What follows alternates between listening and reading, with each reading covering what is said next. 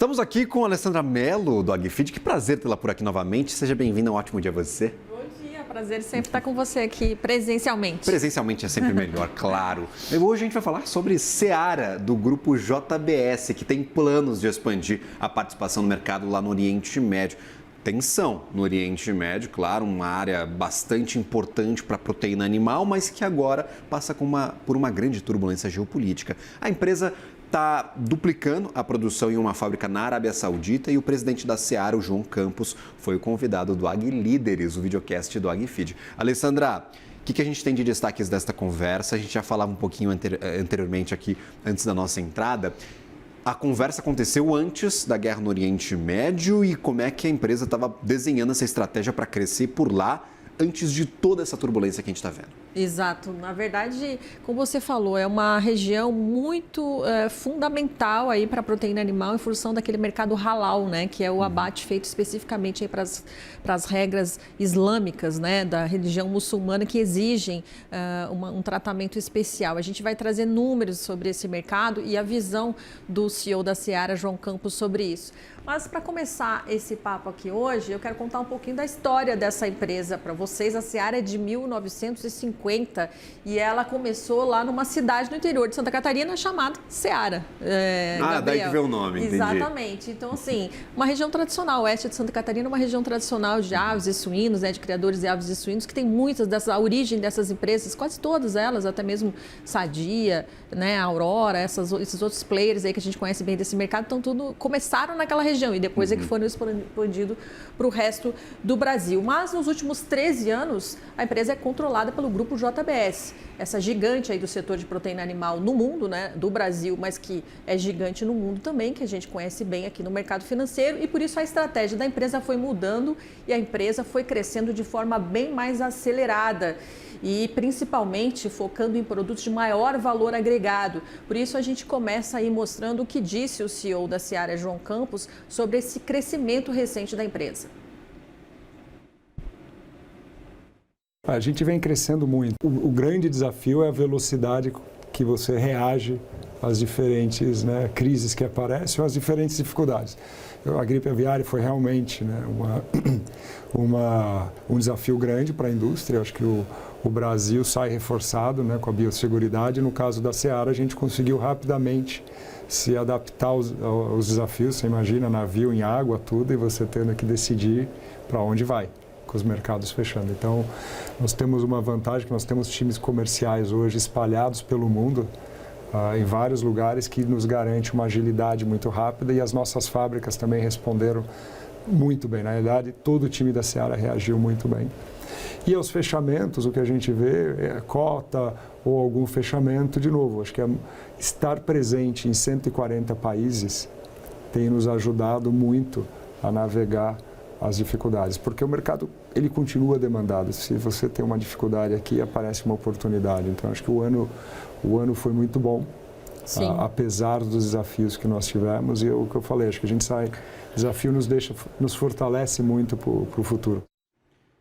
Na verdade, a gente acabou de ver uma fala do João Campos sobre o ano de 2025 para a empresa, que teve bastante desafio, teve gripe aviária, né? Ele falou, tinha navio lá em alto mar que tinha que redirecionar e isso, inclusive... A gente teve bloqueio de diversos países que fecharam as portas para a carne brasileira, a carne essa que era exportada pela Seara, né? Exatamente, e as notícias vinham a todo momento e acabava que houve um custo adicional de logística, né? Isso pesou um pouco no balanço do terceiro trimestre da empresa, né? Da JBS, que traz números lá da Seara também, e por isso ele explicou um pouco como que foi isso. Mas ele sempre ressalta, né, a Seara e a JBS, essa diversificação de mercado. Segundo o João Campos, são 140 países que são atendidos aí, por isso a demanda, segundo ele, sempre acaba se ajustando, né? Você não vende para um país aqui, mas acaba havendo uma demanda num outro país lá, e aí sim a empresa acaba conseguindo manter mais ou menos estável aí os seus números, mas algum prejuízo sempre acontece, né?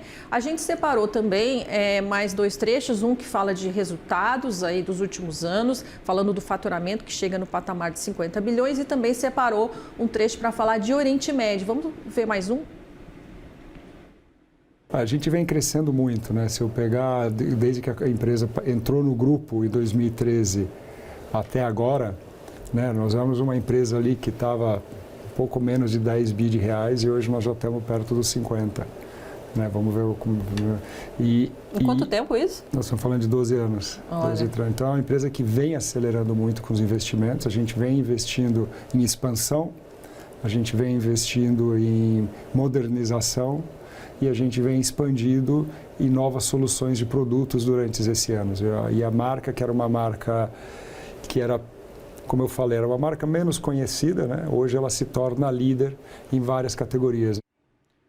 Bom, ele falou aí, né? A empresa faturava menos de 10 bilhões de reais e agora está no patamar de 50 bilhões. Vamos ver se vai se repetir nesse ano de 2025, Gabriel. Na verdade, o balanço da JBS vai ser mostrado só na semana que vem. Aí é que a gente vai ter os detalhes. Ele não podia nos dar ali um guidance, um spoiler aí do balanço, né? Mas falou em 50 bilhões. A gente estava vendo até os números, no acumulado dos 3 primeiros trimestres, a Seara está com um faturamento de 36 bilhões mais ou menos. Então, precisaria faturar aí uns 14 bi no último trimestre para manter esse patamar aí dos 50 bilhões de faturamento. Não é algo tão impossível assim, porque em 2024 a receita do quarto trimestre de 2024 foi lá acima de 13 bilhões mais ou menos. Então, é um valor... É factível, é fazível, né? Exatamente, para ser alcançado. Agora, a empresa conta com algumas ações específicas no mercado interno, com produtos de maior valor agregado e naquilo que a gente falava aqui no começo, Oriente Médio, né? Esse é um interesse grande da JBS e da Seara também no frango, por isso uma das fábricas da empresa está sendo duplicada a produção lá na Arábia Saudita e a gente vai ver o que o João Campos falou sobre esse assunto. Há 3 anos atrás nós tomamos a decisão de investir na Arábia Saudita, nos Emirados Árabes, né, participar da visão dos países de segurança alimentar, no caso da Arábia Saudita, para 2030. E mais recentemente a JBS anunciou uma parceria, uma joint venture em Oman, que também para participar do plano de 2040 de segurança alimentar. Então, esses movimentos são importantes, né? E além do que, no caso da JBS, a gente já está presente em vários países também como produtor. O mercado do Oriente Médio sempre foi um parceiro muito importante para o Brasil no mercado de frangos, né? E principalmente com o Brasil com a produção de halal. Né? Se você for ver a população de consumidores de halal no mundo, a estimativa é que vai chegar em 3 bilhões de pessoas. Então, estar presente ali, né, e acessar todo o mercado halal é extremamente importante. E a gente tem uma coisa também interessante, que a gente abriu essa fábrica nova, tá? É um greenfield total. A gente inaugurou, já anunciou a expansão e ela está em Jeddah, que é na Terra Santa. Então a gente fala que é o halal produzido na Terra Santa para o mundo. Então Sim. Ela tem um papel de consumo local, mas também de exportação para outros países que buscam produtos halal. E nessa conversa o João Campos falou o seguinte: no Oriente Médio são 600 milhões de consumidores dessa carne aí, produto halal. Mas se considerar os outros países, tem Norte da África, tem Sudeste Asiático, que também consomem esse produto, seria um mercado de 2 bilhões de consumidores e que tem o potencial de chegar a 3 bilhões de consumidores, né? Por isso a empresa está realmente reforçando os seus investimentos lá e nos garantiu que não vai mudar o plano de investimentos em função da guerra, em função do agravamento desse conflito aí, Estados Unidos, Irã e Israel.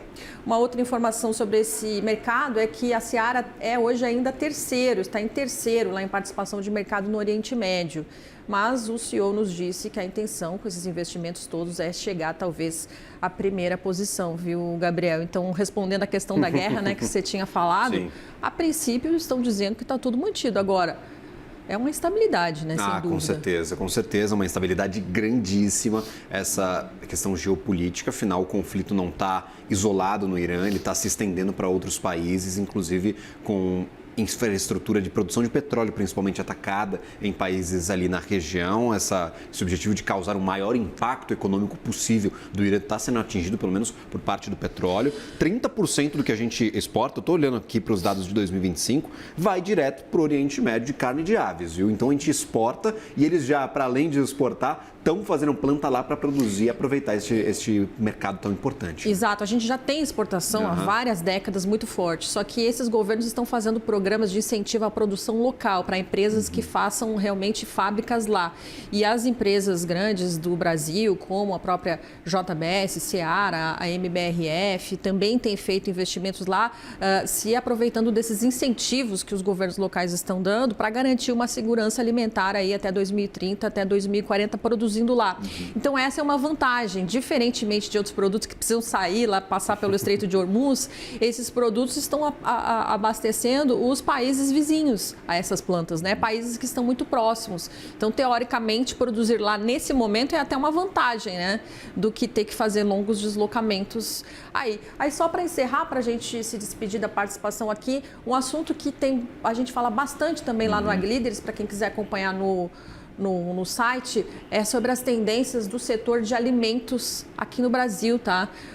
Por exemplo, proteína, alimento com mais proteína, por causa das canetas emagrecedoras, aí que tá todo mundo querendo alimento com mais proteína. Então, ele fala bastante de alguns investimentos que estão sendo feitos para atender essa demanda do consumidor aqui no mercado interno. Demanda grande, lembramos, a patente da semaglutida, do Ozempic, cai nessa sexta-feira, já tem um monte de farmacêuticas preparadas para lançar similares, genéricos, com a mesma fórmula, então vamos acompanhar um mercado bilionário, de mais de 10 bilhões de reais, segundo alguns relatórios, e que tem esse efeito também sobre a alimentação, sobre as proteínas ofertadas por essas empresas. Alessandra Mello, sempre bem-vinda, minha cara. Obrigado por compartilhar mais um AgLíderes conosco. Imagina, obrigada. Até a próxima. Valeu, até a próxima. Boa semana.